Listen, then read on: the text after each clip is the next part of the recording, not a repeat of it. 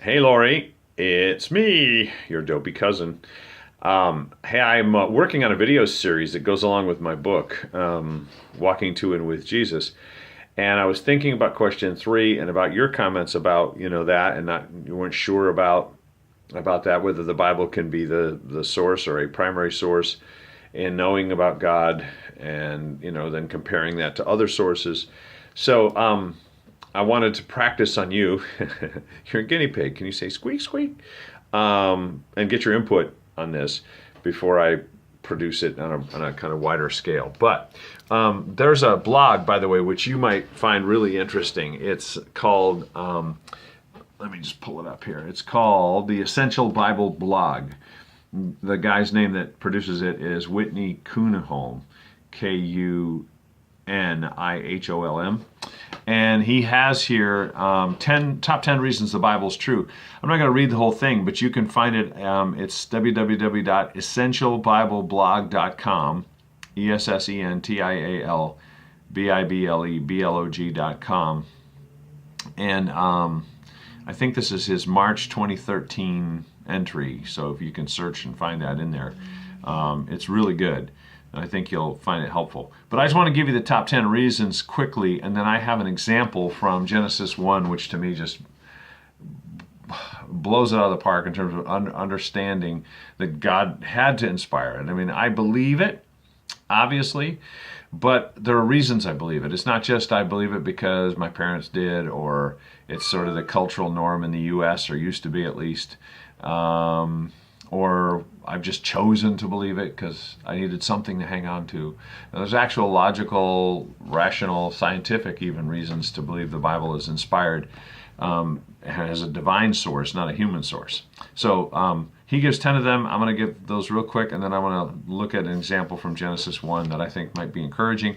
And I would love to know your feedback on this, because if it's helpful to you, then it might be helpful to others. If it's not, well, then maybe it won't be helpful to them either, and I need to work on it some more. Okay? So here are the top 10 reasons. Number one, I feel like I'm doing a David Letterman top 10 list. Number 10. No, actually, we're starting with number one. I don't know that they're in any particular order here, but the first one he gives is manuscript evidence. And manuscript evidence is pretty impressive. Even secular scholars who say that they aren't Christians per se, or Jews per se, would argue that, yeah, the Bible is unique. There's no other Bible and no other book in history like it in terms of manuscript evidence. I will read this one from him. He says, there are more copies of the Bible, or Bible manuscripts, with remarkable consistency between them than there are for any of the classics in ancient literature, like Plato, Aristotle, Socrates. There is no body of ancient literature in the world which enjoys such a wealth of good textual attestation as the New Testament, and that's not even counting the Old, and that's according to F.F. Bruce. And that's pretty true. And when you compare those manuscripts, there's a lot more to this. Like, for example, we have copies of the Old Testament that are older than Jesus. They were around before he was born. And those contain prophecies about him.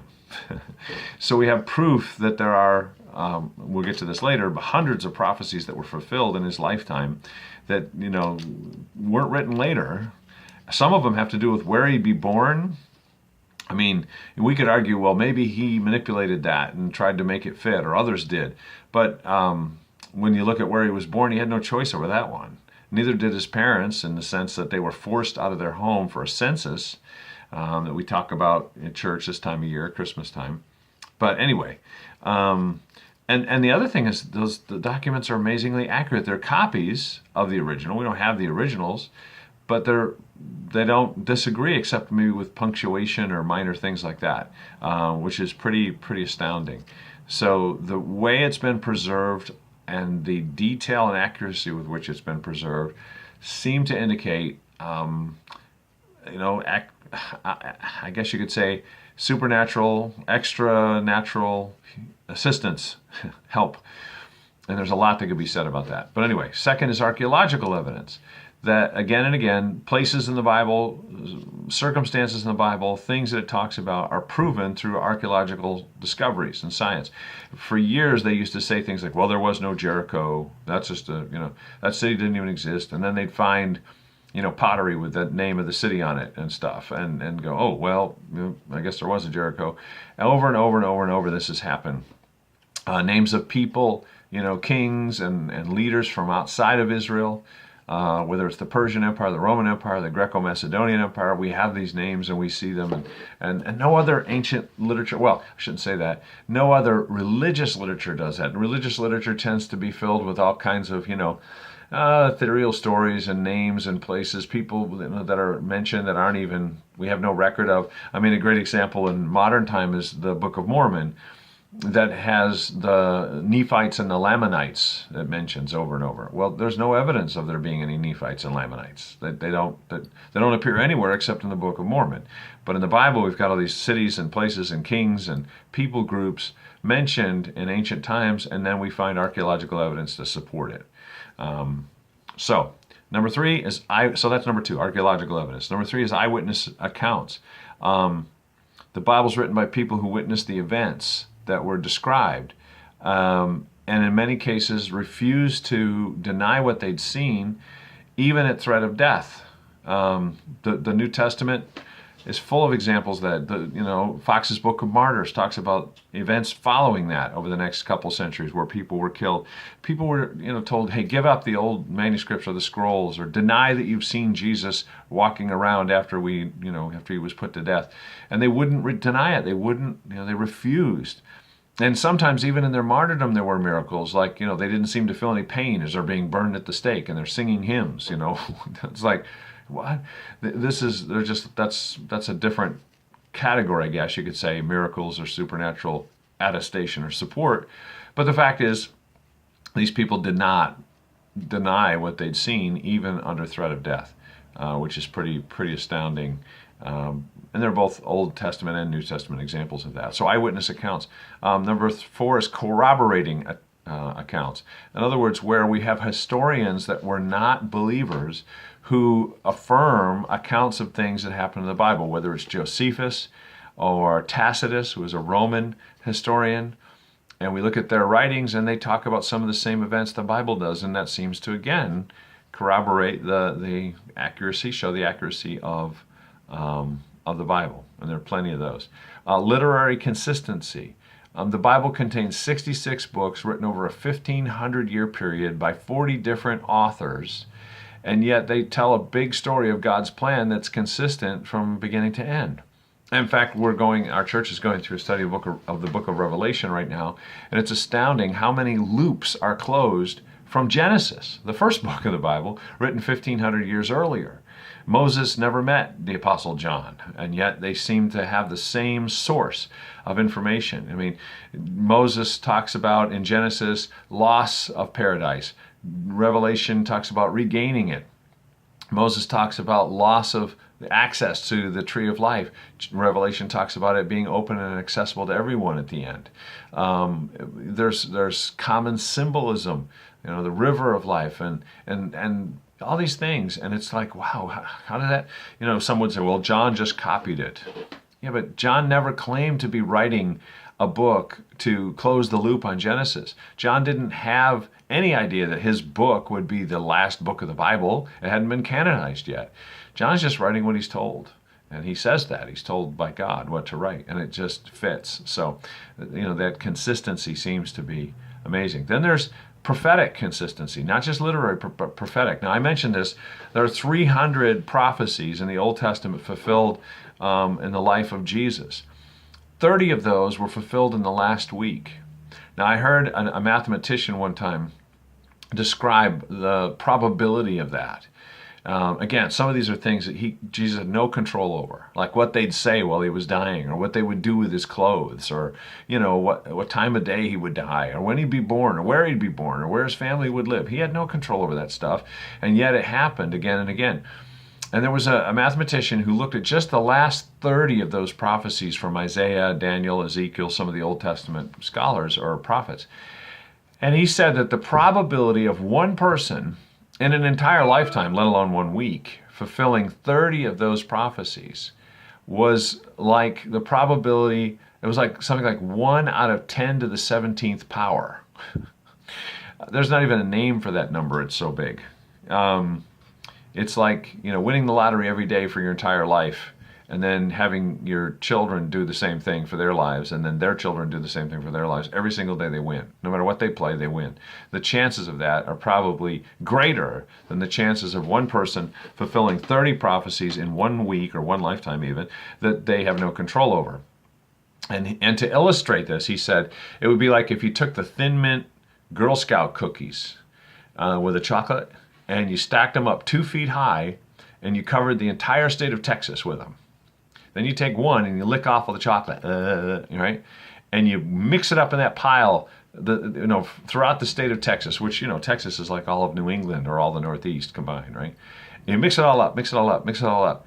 And then you just wander around for years until somebody goes, doo-doo, with a little trumpet, stop! And then you close your eyes wherever you're walking at that time, reach down into the pile and pull out a Thin Mint cookie.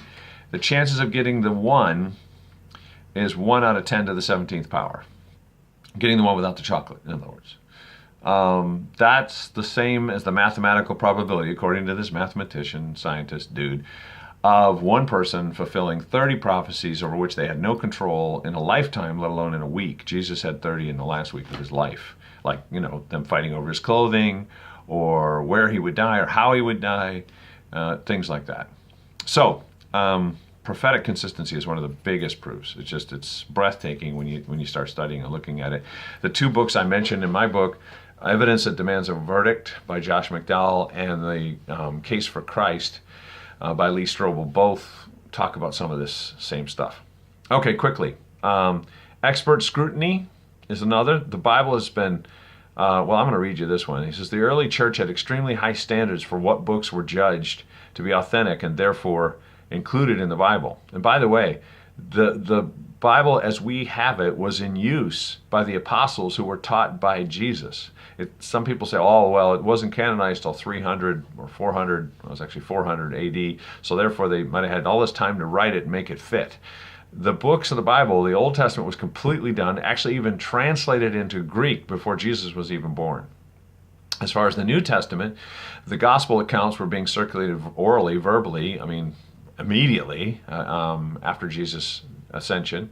But then we have letters from Paul and Peter and others, and Peter mentions the letters from Paul in his epistle and says they're like other scriptures. He refers to them as scripture. So they'd already seen them. The church fathers, people like Irenaeus and others who were directly under the teaching of the Apostle John and other apostles, they were using those letters. So this idea that they didn't have the Bible until centuries later and then somebody made it up, it doesn't hold water. It's factually untrue.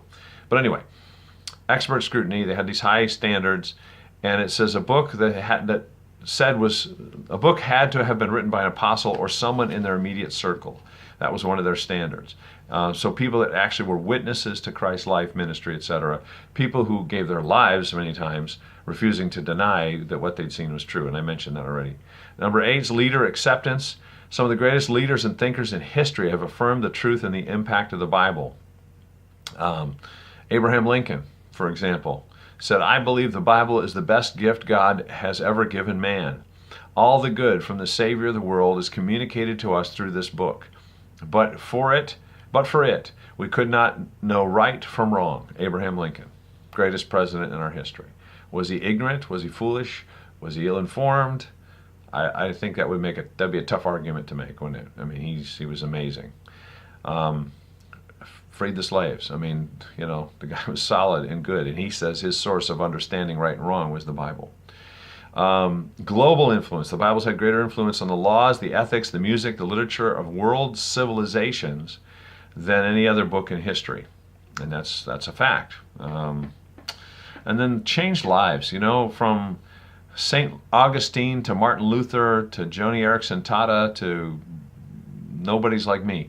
The Bible's transformational. It's amazing what happens to someone when they embrace it and try to follow it.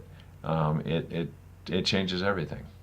From their marriage, I mean, Karen and I have been happily married for 32 years, working on 33. We've based our lives on the Bible in terms of how we treat each other, and it works. And again, we could go through other examples of that too. So this is part one. I hope this is helpful. I'd love to hear your feedback. Part two of this idea, of question 3 in the book, I'm going to go through Genesis 1 and just look at a couple things that are astounding, things that science claims to have discovered in the 21st century that the Bible had written, had recorded, and we have copies of it that are 2,000-3,000 years old or more. And so we'll take a look at that next time. See ya.